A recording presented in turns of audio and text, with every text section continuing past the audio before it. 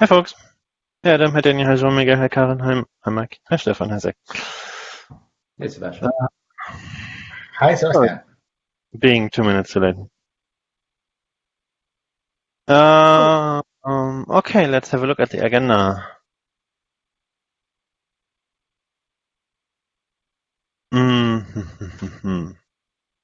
Let's have a look. So, we have one topic in the agenda scheduled for today. That's contained out. It's written to systemd server, to journald, and then written to syslog. So what I mean by this is, with Ceph we now have the containers are always printing to standard out, and then systemd takes a standard out and writes all system services from standard to journald, and there is a configuration called forward to syslog in the journald.conf, which is by default enabled on many distributions. Which means that all journald log is forwarded to this log, and this log writes everything to varlog, syslog, or varlog messages, I don't know. Which means that everything from all containers deployed by Ceph will land in syslog, which makes syslog really unusable. So we are kind of breaking syslog, which is something we should not do. Which means at some point we have to break the chain. That's actually a better issue. That this one, yeah. It's a tracker issue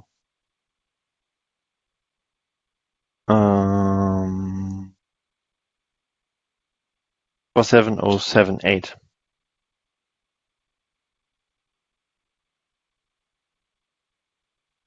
And the question is, where do we break the chain? And we cannot really prevent, or we shouldn't really prevent journald from forwarding to syslog, because it would change how the system services, like network D or something like that, is going to be handled. So that would be a huge surprise. The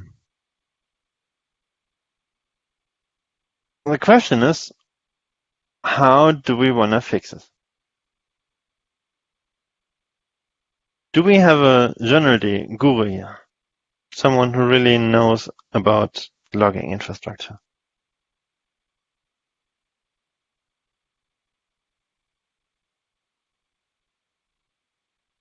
Too bad.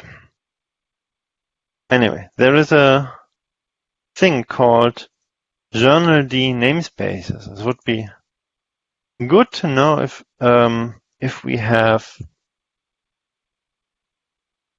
who would know if we could use journald namespaces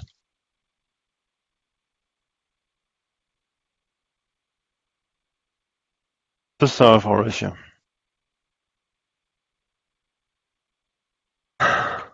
Anyone ever used journald namespaces? Anyone has a thought on this one?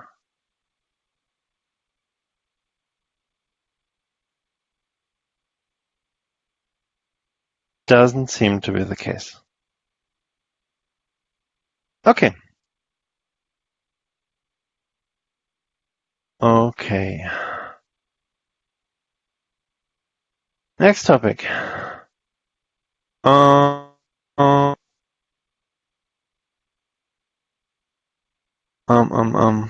what else do we have? Any one of you has a topic that we can discuss today?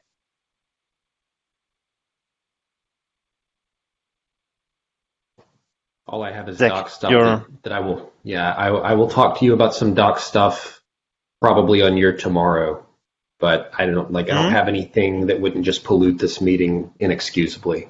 So Okay.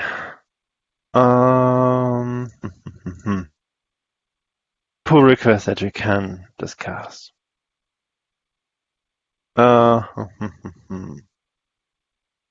We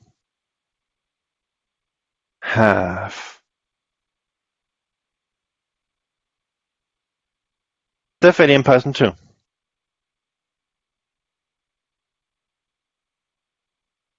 that's going, right? Like Python 2 is on the way out, isn't it?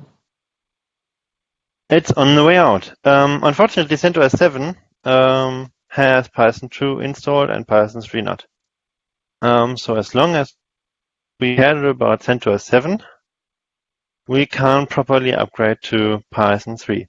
But I think we no longer need to care about CentOS 7.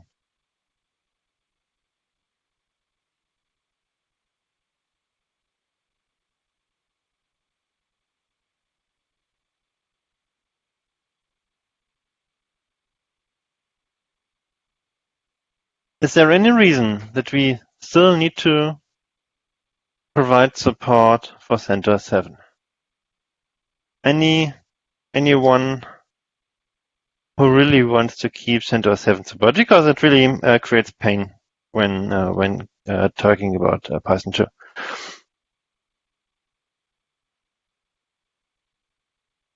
I'm in favor of it going just because when I set up my Intel NUC 3 host cluster, I stupidly chose CentOS 7, and the Python 2 thing made it more difficult than it would otherwise have to be to install it. So from my technically ignorant standpoint, kill it. Okay, let's kill it. Which means that we are also going to kill it in Octopus, no?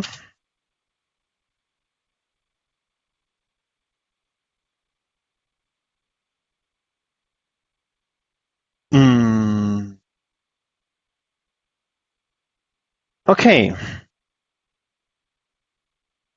Next topic that we can discuss.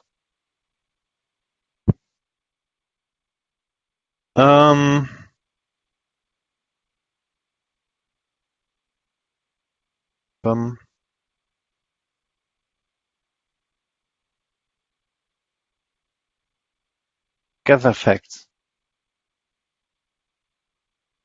There is a new pull request by Paul Kastner. Gather facts.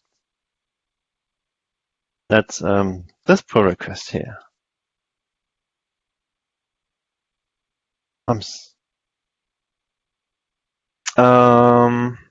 So I think this pull request in general is close to be good to go. So what that pull request is basically is to provide a way to gather the to gather information about the system itself, like how many cores it has, how many physical memory it has, how many network interfaces it has, to provide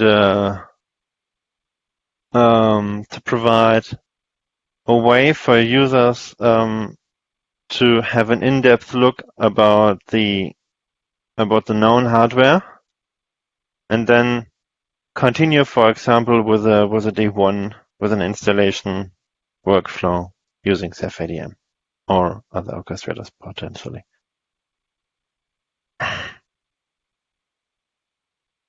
So this pull request is going to add a new gather effects command to Ceph ADM that can be used to provide that information. Would be good if you could have a look at the output of gather effects and review it and provide information about what does make sense or where things needs to get improved. So there's Well, many. I I think that it's a very interesting pull request, an interesting improvement, okay? Because one of the things that I think that we are going to need is to have this information in order to, well, if we want to improve the installation, only with the Bootstrap cluster, you will have the Bootstrap cluster. We can start with the dashboard, okay, and we can start to do things in order to to provide more information to the final user in order to give advice about this kind of thing is not good, or you haven't got enough power in this host in order to execute several daemons, or you don't have enough bandwidth in order to do this kind of thing. This kind of information can be provided if we have the information from the hardware. Okay, so I think that it's really useful to have this information. I agree, and that's why I'm really keen on getting this merged. Yeah.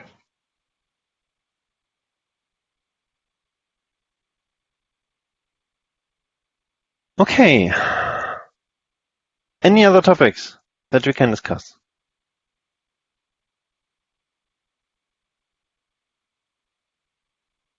Karen, Zach, anything from you too? Nothing new, Sebastian. Welcome back. I was in a training class all last week, so I didn't get a lot done. Okay. As we are more or less basically in this. Yep. Sorry, I didn't mean to interrupt you, Sebastian.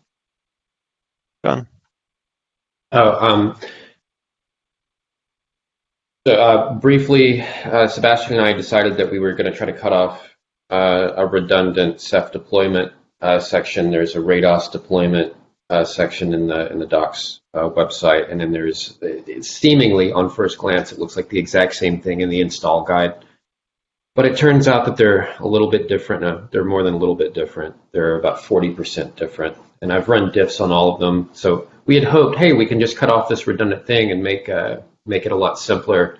But I don't think we're going to be able to do that. Instead, I think what I'm doing right now is reading it carefully and finding out which use cases each document serves. And then we'll have to figure out a way to fit it into a taxonomy that we come up with later, so that horrible tree pane isn't confusing everybody.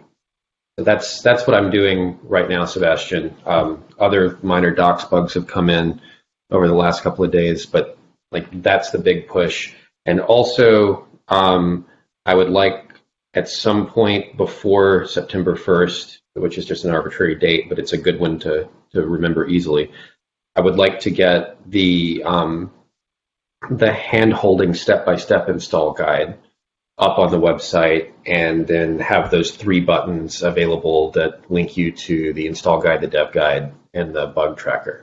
But I have to, redo the buttons so that they don't look ridiculous. As that might be an unfair. You have a point. They're huge buttons. So anyway, that's the situation right now. That's what I'm working on. It doesn't. None of this really admits of open discussion in a meeting to anybody's profit, and it's all just this sort of tedious stuff that you hire a docs person to do, like an accountant in the background. And maybe within 24 hours, maybe within 48 hours, I'll have something to present to you that you can give a thumbs up to, and then we can be done with this stuff and then on to the next thing. So that's it for upstream docs for right now. Okay. Thank you. I guess that's it for today. It's a good 17-minute meeting. Yeah. That's quick.